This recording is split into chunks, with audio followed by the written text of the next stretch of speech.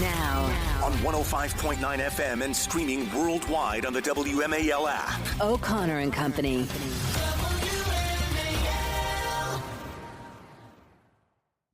Thinking about you, Rush Limbaugh, on this 6th day of November, the day after Donald Trump is returned to the White House as the 47th president of the United States. Latest tally now projecting 280 electoral votes for Donald Trump to 226 for Kamala Harris. Michigan, Arizona, and Nevada still too close to call. And, oh, by the way, not that it matters, but I've been told for a couple of decades that it does matter. In the popular vote, Julie Gunlock, we're looking at Donald Trump sitting at 51% to Kamala Harris's 47.5%. An absolutely extraordinary political comeback for Donald J. Trump, the president-elect and former president of the United States. Only two people have ever held those two titles at the same time. Coming up in at 8:30, we're going to check in with Corey Lewandowski from the 8:05.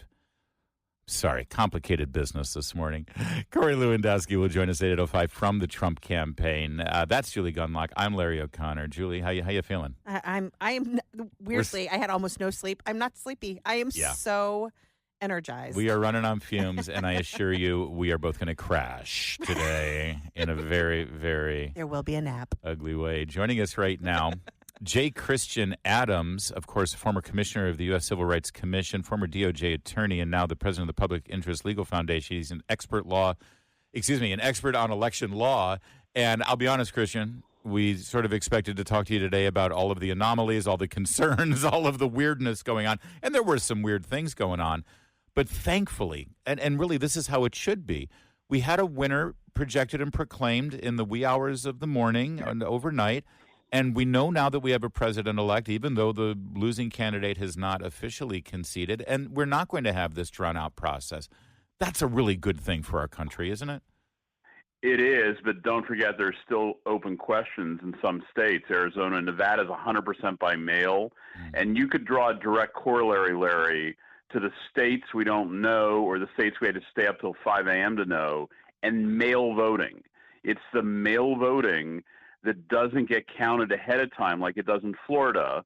Florida starts opening envelopes and counting them days in advance. So all of this uncertainty in these late nights into early mornings, like we're on a bender, it's all mail. And by the way, just in case he means by the post, right. By mail, not men, with male genitalia. You guys are a problem. We are a problem. So, Christian, listen, a lot of people are commenting on how Florida continues to do it right and get it right. You've been saying that Florida really is the gold standard. They really wanted to reverse their reputation after the 2000 hanging Chad election. I know we don't want to nationalize our elections. These need to be controlled by the states. But is there some kind of federal guideline or bare minimum that we can lay out there for the states that can have these states sort of step up and replicate Florida in certain respects? Yes. After the mess of 2000, they passed the Help America Vote Act that created the Election Assistance Commission. And there were financial incentives for states to get away from hanging chads and get away from election systems with butterfly ballots. They could do the same thing now. The EAC and Congress could say, here's $5 million to run your elections, stop using the mail. And they do that with everything else, highway funds, school lunch programs. Mm-hmm. They use federal dollars to steer policy. And they really got to look seriously at places like Nevada and say, you have the worst system in the country for an election, Nevada. If you want this big pot of money, you're going to bring us back to reality so we don't have to wait for days because you have a mail system. Okay. That's how. And you said it was an act when this was first passed. Does that mean that that sort of reform from the federal level would have to be an act of legislation, act of Congress, or is this something that could be done through the executive branch? It could be done through the Election Assistance Commission, which is an independent agency. Already there. Okay. Yeah, it's already there. They're already doling out grants, Larry. They've been doling it out for 22 years to affect how states run their elections. Remember, that's how we got rid of butterfly ballots. The EAC said if you want the money, you got to get rid of the butterfly ballots. So they could do the same thing with this nonsense about mail voting. Is there any, as you watch this unfold, I got to think, like a former, football coach, they watch football games differently than the rest of us do. As the events unfolded last night, were there things that you were keeping an eye on, Jay Christian Adams? Were there things that were sticking out in some of the reports that we were getting about some of these counties with broken machines, et cetera, that sort of, made your back arch a little bit more than you'd like? Yeah, no, actually, it was better than usual, and so yeah, a couple counties. This happens every time. There's always noise and a bit of confetti about elections. It always happens. I was actually in Detroit in Hamtramck most of yesterday, watching an extremely well-run election. Largely because of voter ID, I might add. Voter ID is not just about identifying who the voter is; it's about speeding the process up and getting it right. And in Michigan and Florida, all the states with voter ID, that gets you checked in and voting quicker. And that's another lesson we should learn. Well, on voter ID, is there a push? I mean, some states still don't have, you don't have to show anything. Do you think there'll be a move so that is sort of a universal thing that you have to show an ID? Seems pretty common sense to me. It does, but this like pro-voter ID and anti-voter ID movement kind of peaked about 7 years ago, and everybody sort of settled into where they're going to be, like New York, and I think D.C., for example, New York, they don't have it, and I doubt they ever will because they're ideologically radicalized election legislators in those states, right. Just like the Democrats in Virginia, they're completely whacked out as far as election process. They just are, they drank the Kool-Aid, so there won't be voter ID in New York. But ultimately, a lot of these things that you would recommend, I think you've said before, if you could wave a magic wand, you'd have every state pretty much do what Florida does now, right? I don't want to put words in your mouth. Yeah, it's a report called Worst to First we did at Public Interest Legal Foundation. Florida has got it right. They do everything right in Florida, and that's why we know who wins everything in Florida by like 9 or 10 o'clock at night. But also some of the really interesting stories that came out of this election, like the Supreme Court decision that did reinforce Virginia's right to purge non-citizens from the voter rolls. Boy, I hope there's going to be a real look back at what the Merrick Garland DOJ tried to do there in the 11th hour. But, yeah, be careful though, because that was just lifting a stay. That didn't reach the merits on that case. So there's more saga to come. I was actually in Hamtramck watching DOJ observers. It was kind of funny. It was like they were bewildered. It was fun to watch. Everyone's afraid of the DOJ, but I'm like, gosh, don't be too afraid because they aren't very effective under Merrick Garland. But I guess the point is, it sounds like a no-brainer that non-citizens, known non-citizens, self-identified non-citizens, you should be able to remove them from the voter rolls at any time. And meanwhile, though, you have had to sue the state of Pennsylvania, you meaning the Election Law Center has had to sue, was it Election Law Center that said, I don't want to... No, It was Public Interest Legal Foundation. Still the plaintiff. We're in the Third Circuit right now on that case. With Pennsylvania. Tom Fitton's Judicial Watch had to do the same thing in California. Can the Justice Department maybe do that with a new 100%. Attorney General? Here's some news, breaking news. The DOJ can clean up voter rolls. They just have not done it since I was at the DOJ in 2006. And the Trump DOJ could never get control of the voting section because of all the lunatics, in the layers of SES management. And so this is a new day. And if you're working in the voting section, you better start reading up on the NVRA and how to clean voter rolls under Section 8 because you haven't been doing it for 20 years. And it's time for the Justice Department to start enforcing the law. And when I was there, they came down, Tom Perez and Julie Fernandez came to our office at the voting section at DOJ and said, we're not going to enforce the law anymore to clean voter rolls. And ever since that day, we've gotten corrupt voter rolls. Jay Christian Adams, think about the words you just said. It's time for the Justice Department to start enforcing the law. I guess that's sort of how we got here, isn't it?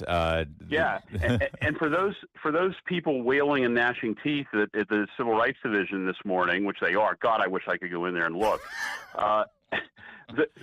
This is what you get. Trump wins election because you guys don't do your job and are perceived as biased. Well, and we've got a new Attorney General now on the horizon with President-elect Donald Trump and hopefully a brand new Justice Department. And I hope Jay Christian Adams, powers that be, are calling you for advice. I really appreciate you joining us, sir. Thank you. Take care, Larry. It is 7:15 WMAL. Well, Mr. President, I appreciate you allowing me to join you on this incredible journey. I thank you for the trust that you placed in me. And I think that we just witnessed the greatest political comeback in the history of the United States of America. Vice President-elect J.D. Vance last night in West Palm Beach, Florida, at the victory party for Donald Trump and J.D. Vance. And by the way, we try to uplift and bring everybody some positive news, no matter how down they might be. And let's face it, Julie Gunlock, your neighbors in Alexandria, they're waking up with a different mood, most of them, right? They're probably feeling a little down on the dumps. But, we always look on the sunny side here. So all you in Alexandria who may be on the other side of the political equation, we're hoping for Kamala Harris to win the presidency and all that. I've got good news for you. J.D. Vance is no longer your neighbor in Delray. You can get your little tot lot back. That's right. You won't have to worry about Secret Service in the neighborhood. You 50-something women, mothers of college, age children, can go back to the tot lot. Your little tot lot that you were so angry that it got shut down because it said, well, there you go. You get your little Delray neighborhood back because J.D. Vance has a brand new address. He'll be living in the vice president's residence, where Kamala lives right now. Away from you insane women who were doxing him. Last night, Donald Trump. But we're going to do it in every way. This will forever be remembered as the day the American people regained control of their country. I do like the sound of that. The projections made by Fox News last night around 2 in the morning, I want to say, maybe 1:30. When they projected Pennsylvania for Donald Trump, that pretty much baked it in the cake because Alaska, because it takes so long to count, but it's going to go Republican, as it always does. That would bring him to 270. Then they called Wisconsin. Now, CNN and MSNBC and the networks, they eventually called Pennsylvania too, but boy, they held out to call Wisconsin until this morning. Around 5:32 this morning, CNN did it. 2 minutes later, MSNBC did it. And let the tears flow over there on those networks. They projected at that time that Donald Trump would be the next president of the United States, and it's a done deal. Thank you very much. There's going to be a lot to discuss and a lot to unpack, and this was, an extraordinary turn of events, Julie. But, if you could what's your overall sort of summation of this? I'm giddy just because I know that so many of our listening audience, I know we've been on the bad side of this, and I'm so happy that there's some level of vindication here for so many of us. One thing that I'm really glad that he won the popular vote because, of course, that would be a talking point. I'm glad, like as our last guest just said, things seem to work pretty well because that would be another excuse for them. I really like that this is a message sent to the Democrats. You've gone too far with the border, with the transing of children, with the taking away parental rights. This is a clear mandate to get your act together, folks. You guys have gone too far. Very interesting that you should say that. That was certainly the conversation on the Fox News panel last night as they were sort of killing time waiting for Pennsylvania and Wisconsin. They have to fill time, and they did talk to a couple of their Democrat analysts who, by the way, are treated so well on Fox News when you look at how Republican analysts are treated on the other networks. There isn't even a Republican analyst. And Michael Steele is the Republican analyst on MSNBC. And joke. I will never overlook the fact that the anchor, who anchors the coverage on election night for Fox News? Brett Baer and Martha McCallum. That's right. Who anchors election coverage on MSNBC? Joy. Rachel Maddow. Oh, yes, exactly. And then she's flanked by Jen Psaki and Joy Reid. Exactly. The conversation on Fox News amongst the Democrats is they were sort of saying, well, should she lose, it looks like they're going to, what does that mean? And most of them were saying, they need to sort of recalibrate, and this is a good opportunity for them to reinvent themselves and do what you just suggested. You've gone too far. You've gone too far. But I'm already seeing people saying the reason Kamala lost is because she denied the policy she embraced in 2019 when she was running.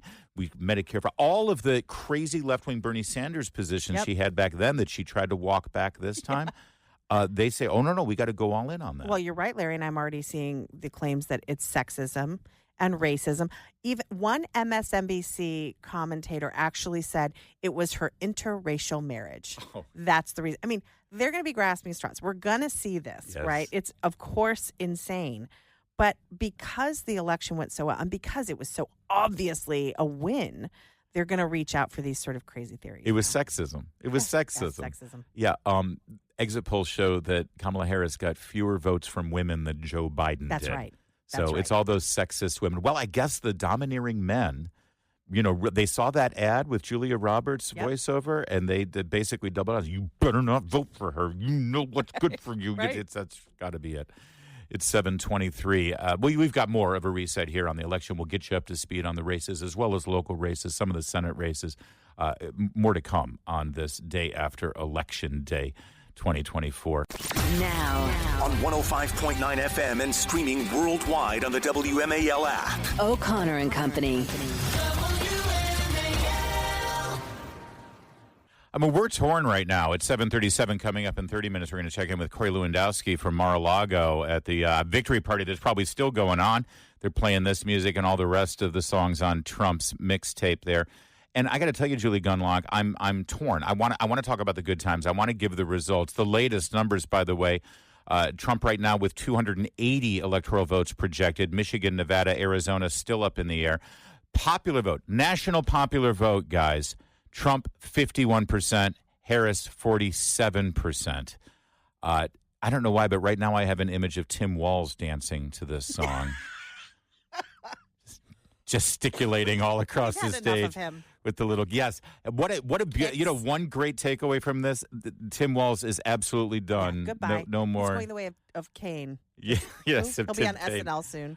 I'm torn because I want to talk about that. I want to talk about the good stuff, the Senate races and all of the positive news coming out of that and things. But there is something really cathartically wonderful and cleansing to sort of wallow in all of the misery that the left is feeling right now, personified by those who We're not here to be magnanimous. anchor the programs on MSNBC and CNN. You know what? Before we get into last night's hysteria and the absolute conniption meltdown, rage-induced tantrum from Joy Reid and the likes this morning. You know, we're having fun here this morning. Yeah. This has been a great day. It really We're has. having a blast. Yep. You and I are. Our whole team is. Everyone listening. There's a spring in our step. Yeah. Over on MSNBC, the morning program has a slightly different tone. Mika Brzezinski, kid you not, dressed all in black. It's like she's at a funeral. She has this sort of black dress, and then this black scarf. It looks like, she's Yes. in The Godfather. Any second, she's going to put it around her head, sort of wrap it around. Joe Scarborough, her mate there, her Me Too situation that just luckily had a happy ending. Otherwise, it would have been a really bad lawsuit for the HR department at MSNBC. They had to bring the sober reality to their viewers. So much to go through, so many questions. I came onto the set and Willie said, hey, by the way, because we were talking about the historic nature of this sweep. Yeah. And Willie said, do you know, he only lost Illinois by 4 points. 4 points in New Jersey by 5. I mean, you talk about we had talked about a red wave 2 years ago that never materialized. This is I've got to say, this is the biggest red wave I've seen since Ronald Reagan's 49 state victory in 1984. It seems every Republican across the country improved. Yeah. I mean, I have nothing to add to that, especially the coattails that Donald Trump had in the Senate, where the Republicans will have the majority. The only question at this point is how big will that majority be? Right now, the projections put it at 52 to, well, we're not sure, 52 for sure for Republicans. But we've got Pennsylvania, where Mr. McCormick is now up by 1 percentage point as votes continue to be counted. Michigan and Wisconsin are basically neck and neck, if not the Democrats having a late surge here and moving forward. But over in Nevada, you've got a Republican seat, too. So it could be 53, could be 54 seats in the majority by Republicans. And I really loved all of the analysis last night where they said, well, this means that Trump's nominees will get confirmed. And I'm thinking, Well, his nominee should be confirmed regardless of the Yes, makeup of of the course. Senate. Even if the Yes. Democrats have a majority, Right. And his that's how it nominee used should to be be. confirmed. That's how it used That's how to it be. used to be. That it was sort of a a wink and a nod. I mean, unless someone was insane. Right. But it used to be that the Senate sort of gives its consent because an administration should be allowed to appoint who it wants. That's right. Now there's always a fight. Well, it looks like that fight will be a little toothless Yes, if you get yes. that level of a majority. And by the way, there's been a lot of hand-wringing about the House, but things are starting to improve by dawn's early light. Right now, the projections for the House, Wow. basically, it looks like, and I don't want to extend myself too far because there's going to be many, many days to count these districts, but it looks like Mike Johnson, should he retain his gavel, has increased his majority by 1 seat. But that's we were hearing in the wee hours of the morning that Democrats would take the gavel and that we'd have Speaker Hakeem Jeffries to deal with. It looks like the Republicans are going to maintain the majority. Not only is that important in terms of just keeping Democrats from doing what Democrats would do, impeachments or what have you, it also keeps the gavels in every single chairman's hand. That means oversight with Comer, judiciary with Jordan, and of course Ways and Means, which you talk about a whole new budget process. You're talking about new tax plans. You're talking about new spending. You're talking about We need efficiency that. in Yep, government. absolutely. You need Chairman Jason Smith of Missouri with that gavel to be able to get it done on Ways and Means. That's a big, big deal. It is a absolute landslide election, but one that we have not And look, seen I know there in have been years. people have been critical of Mike Johnson. I think he's done a really good job with a difficult House and really difficult to balance these things. So I hope he maintains the gavel for continuity's sake. Yes, I agree. Think this is really exciting. Well, and he's never had a full term to actually That's do right. what he could do as That's right. Speaker, and anything that they did do just died in Chuck Schumer's hands. That's right. Imagine. And by the way, speaking of the Senate,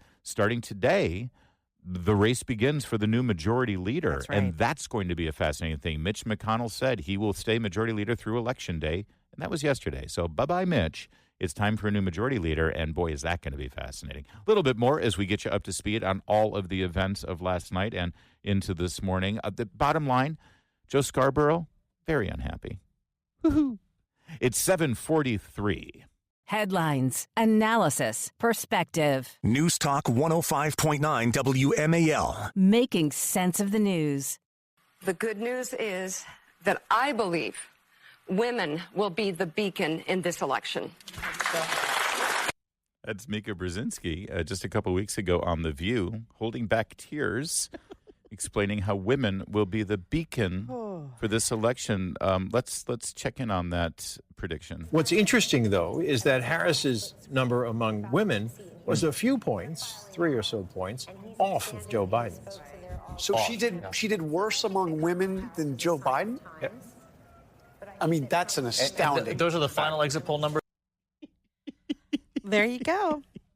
Women aren't stupid. What have you got to say for yourself, you self-loathing woman, you? Well, this is going to be a big part of the narrative. I'm only being I'm only half kidding. Seriously, what? How do you explain this? I think women are, again, I said it earlier in the show, I think that the Democrats think women are only interested in abortion, right? Yeah. They only care about that one issue. And Kamala did not do a good job talking about fentanyl, the border, crime, the total transformation of some towns, for instance, in Ohio, because thousands of migrants are suddenly dropped off in these towns. She didn't do anything on energy, on the fact that inflation is crippling so many families. Look, women are the number one consumers, from light bulbs to minivans. They are the ones making all the purchases. We know this. So if you don't have a good message on the economy and on prices, you're not going to sway women. You're not going to sway them. It sounds like you're telling me that women might care more about the children who survive birth, yes, than ensuring that children don't. Kamala at survive the end was birth. talking a lot about the shy Kamala voter. Right. Remember I that? love that narrative. Yes, Yeah. that narrative. At the shy Kamala voter, or don't talk to your husband. Right. Do the opposite of what your husband wants. This whole kind of narrative, insulting, suggesting that women are controlled by the men in their lives. Mm-hmm. That also did not play well with Right. women. I think she turned him off. I really, really do. Look, I'm obviously a conservative woman, in a strong marriage with someone that doesn't hit women. Yeah. And if you're going to keep secrets from your husband, it's not about who you vote for. Yeah. Yeah. What secrets do you keep from your husband? So don't get me tied up in this. I'm on a roll. Sorry, go. Anyway, the point is, I think women saw through this. I think they were insulted.